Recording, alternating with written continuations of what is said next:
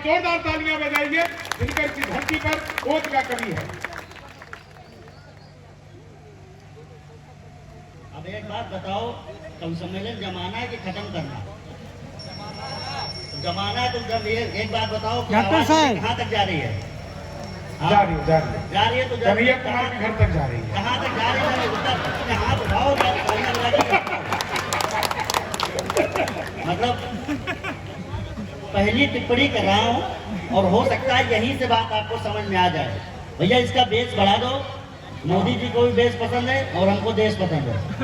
हाँ, इसको बढ़ा दो, थोड़ा और बढ़ा दो। अच्छा, पहली टिप्पणी करने जा रहा हूँ जहाँ से भैया ने कहा है कि नमक तोड़ो आंदोलन यहाँ से शुरू हुआ।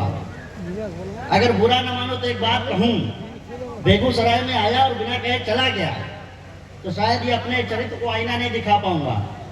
यहाँ से नमक तोड़ो आंदोलन की देशभक्ति की शुरुआत हुई तो यहाँ से नमक हरामी की भी शुरुआत हुई है। और 4 पंक्तियां पढ़ने की कोशिश करता हूँ जिन लोगों ने गलत क्रांति के नाम से। एक छोटी सी सूचना है, 2 गाड़ियां जो है ना वो गेट पर फंस गई है। एक बाइक है और एक बुलेरो है। तो बुलेरो तो भाजपा वालों की ही होगी, तो बाइक जो है आजकल आरजेडी वालों के पास है।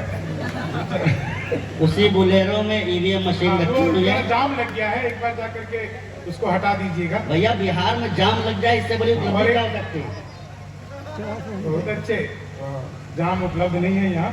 एक ब्लू कलर की कार भी है, 3 कारों ने जो है वहाँ पे जाम लगा दिया है। जाओ कमल जी। गलत क्रांति के जो नारे शुरू हुए अगर आप लोग आदेशित करें तो पहली 4 पंक्तियां यहीं से पढ़ो भाई, बिल्कुल। इंकलाब क्या होता है मुझे यहाँ के लोगों को बताने की जरूरत नहीं है और शायद कहीं से पहली बार पढ़ रहा हूँ कि फूल की राह में जब जब तेजाब आता है। और ये 4 पंक्तियां तय करेंगे इस सम्मेलन का भविष्य कि फूल की राह में जब जब तेजाब आता है, वतन की राह में मरने का ख्वाब आता है।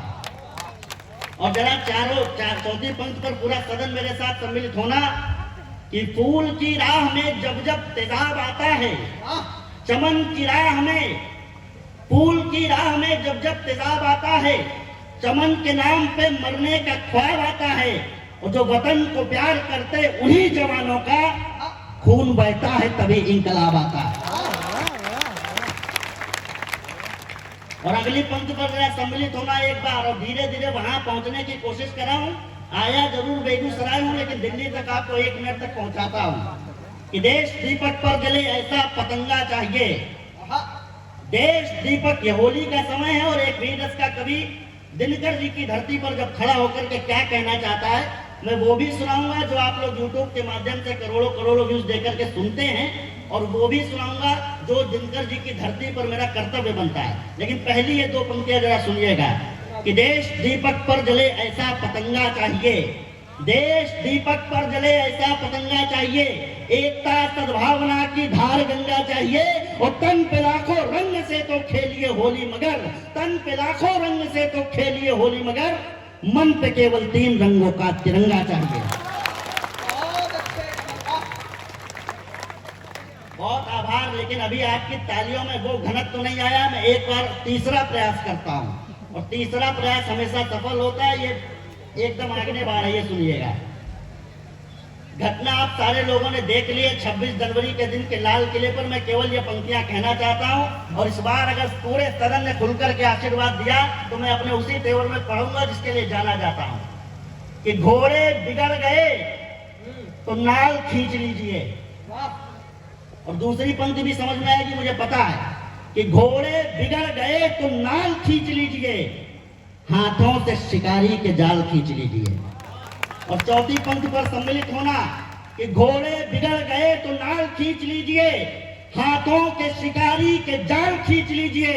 और खींचा है जिसने लाल किले से भी तिरंगा, दिल्ली वालों उनकी खाल खींच लीजिए।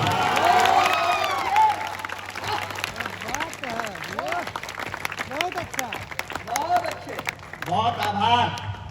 यहाँ से कुछ लोग जेएनयू में पहुंच गए, यही हो गया। और वहाँ ये स्वामी विवेकानंद का स्कूल है, जिनके नाम पर ये स्कूल है। विवेकानंद जी को प्यार करने वाले लोगों, एक बात कहने की कोशिश करता हूँ, ये तेवर जिंदा करना। कुछ मूर्खों ने वहाँ विवेकानंद जी की मूर्ति तोड़ दी और नीचे लिखा कि भगवा जलेगा। पासवान जी आप सुनिएगा, भगवा में बैठे इसलिए। मूर्खों ने विवेकानंद जी की मूर्ति तोड़ दी और वहां लिखा कि भगवा जलेगा। तो कमल आगरा ने उस दिन कहा कि मूर्ख, भगवा कभी जलता नहीं है, जब कुछ जलता है तो भगवा बनता जरूर है। ये वामपंथ देश का आधार नहीं है। मैं धीरे धीरे अपना तेवर उठाता चलूंगा और धीरे धीरे अगर आपकी तालियां उठती चलेंगी तो आप जहां तक सोच रहे हैं मैं वहां पहुंचने की कोशिश करूंगा। ये वामपंथ देश का आधार नहीं है, मंदिर है, सरस्वती का बाजार नहीं है। स्वामी विवेकानंद की जो मूर्ति तोड़ दे, और पूरा सदन तैयार है इस बार कि वामपंथ देश का आधार नहीं है, मंदिर है, सरस्वती का बाजार नहीं है। स्वामी विवेकानंद की जो मूर्ति तोड़ दे, उनको यहाँ पे रहने का अधिकार नहीं है। वो कुछ लोग मुझसे बताने लगे कि वो याकूब मेमन आतंकवादी था, वो मर गया। मैंने कहा वो नहीं मरा। तो कहा कमल आगरा आप कैसी बात कर रहे हो, आप देश के प्रतिष्ठित कवि हो, उसको तो फांसी हो गई, सुप्रीम कोर्ट ने उसको फांसी दे दी। एक बात कहने की कोशिश की, इस बात को समझना।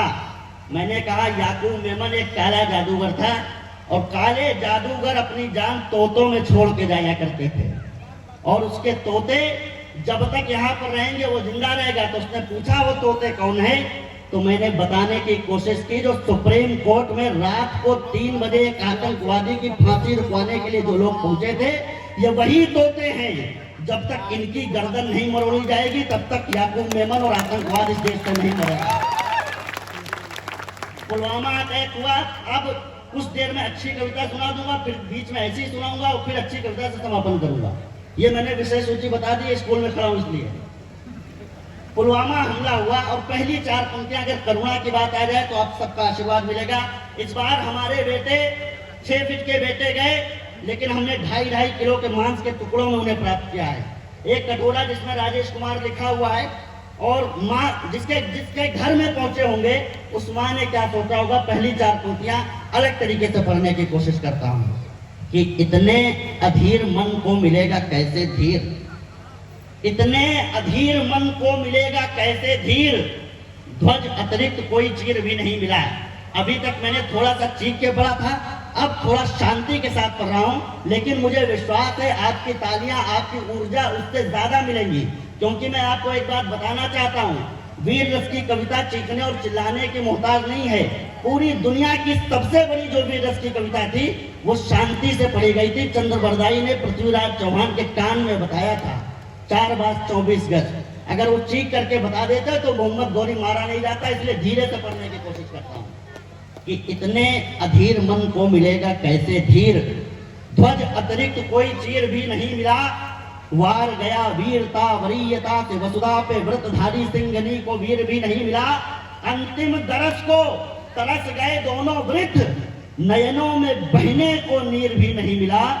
वो हाय वो माँ रोए भी तो किससे लिपट कर, जिस माँ को बेटे का शरीर भी नहीं मिला।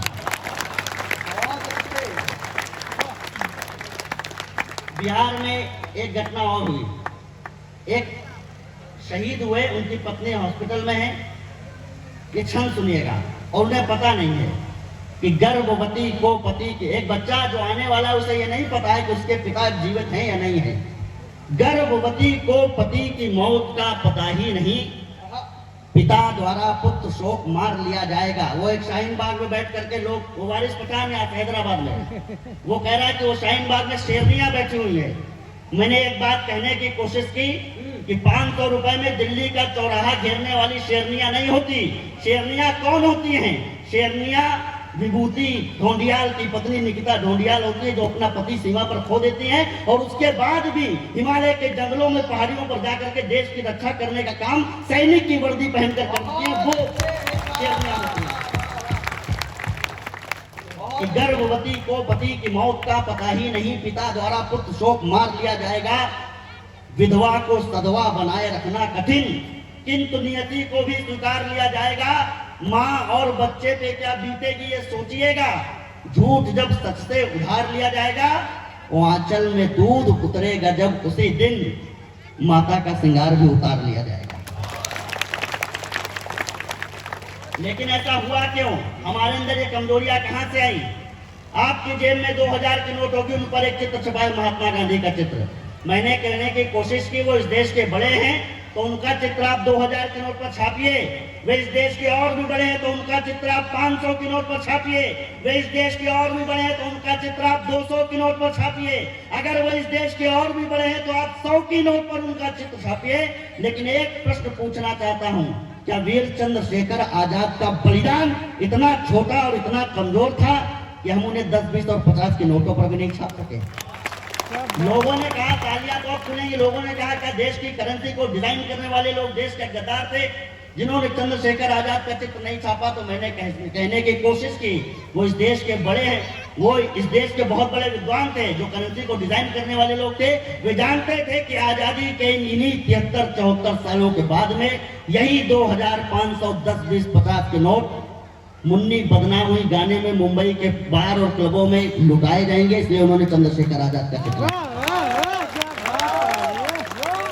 और अब देखिएगा कि छंद एक पढ़ने की कोशिश करता हूं। इसका शिल्प, कथ्य, भाषा, व्याकरण, अलंकार योजना अगर यहाँ के लोगों को समझ में आ जाएगी तो पूरे देश में इस पर आशीर्वाद मिलता रहेगा कि नारियों के जेवर को, नर के कलेवर को, नेताजी सुभाष जैसे तेवर को क्या मिला। नारियों के जेवर को, नर के कलेवर को, नेताजी सुभाष जैसे तेवर को क्या मिला? सूली पर झूली थी जवानी की कहानी, तब बलिदानी दुर्गा के देवर को क्या मिला? वो अपने ही बेटे शरणार्थी हुए यहाँ कश्मीरी क्यारियों में केसर को क्या मिला? और जिन्ना को मिला था पाक और नेहरू को हिंद। कोई तो बताए चंद्रशेखर को क्या मिला? और जब कोई नहीं बता पाया चंद्रशेखर आजाद को मिला क्या, अपने जीवन की आखिरी जंग अल्फ्रेड पार्क में लड़ रहे थे, उस समय अंग्रेज अधिकारी उनके पास आए और कहा take the gun and check the hand, एक हाथ से बंदूक ले लो, दूसरे में देखो कि क्या है। तो चंद्रशेखर आजाद के हाथों में एक ऐसी चीज पाई गई जो विश्व में सबसे ज्यादा कीमती थी। वो छंद आपको पढ़ के बताना चाहता हूँ कि उन्हें मिला क्या।